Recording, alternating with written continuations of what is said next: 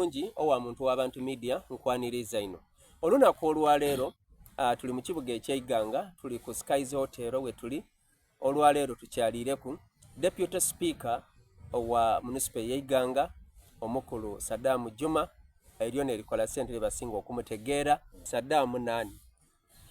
Amina ndi musangavu Yesewe okuba ku media flantamite enungi. Yesewe Ze nambeire nga mutima gwangu yayana. Yesewe Okwagana ku physically Amina Abubakari. Yesewe Fight wana kubina yeli abeni bogere. Yesewe Muntu w'abantu. Allah yagize kyengera. Yesewe Watu joining eno. bwekiri Mu wikirizo bw'Obusiraamu. Amina Amina neirobozi nze Maganda Sowedi amanibwa nga Saddam Junior. Kisa kya Katonda ndi municipal councillor wa Buligo Ward, mbe deputy speaker w'ekibuga kino ate era abantu ba bus park awo bambatse ne freedom fighter height dad tuka kumpola mpola. Yesewe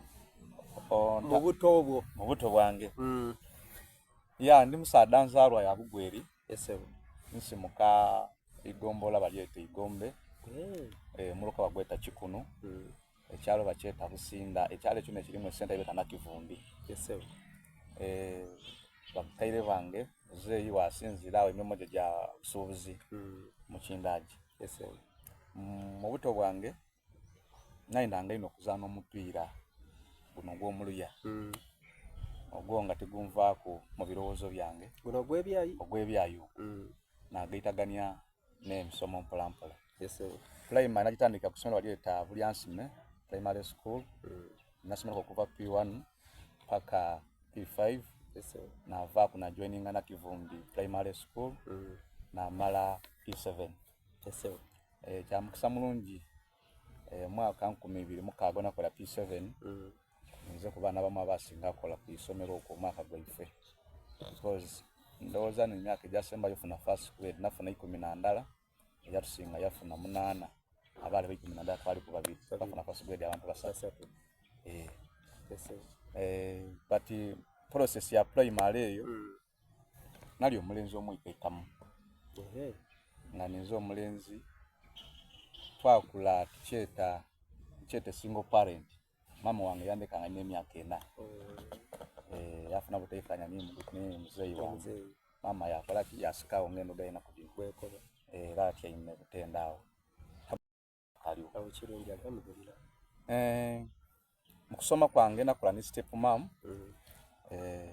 yanende ino kyensobola okumanisa awo kirungi nga era ng'okukola kwakula ku mirimu egyawaka niwajja kuki niwajja ku isomero isomero era wali ogiidi kyendasobola okwerabira amala ku P7 nga tyambeire ku ngaito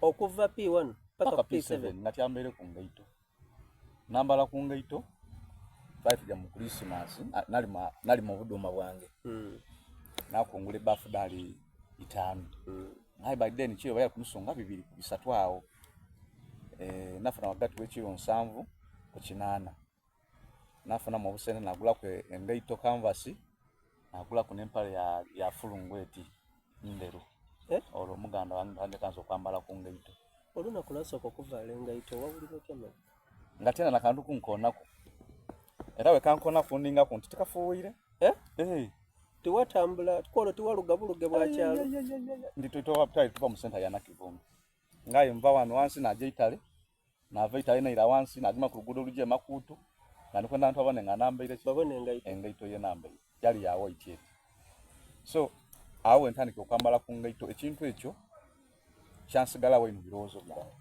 biri ebintu nga 2 n'engeri yenaidda mu tawuni muno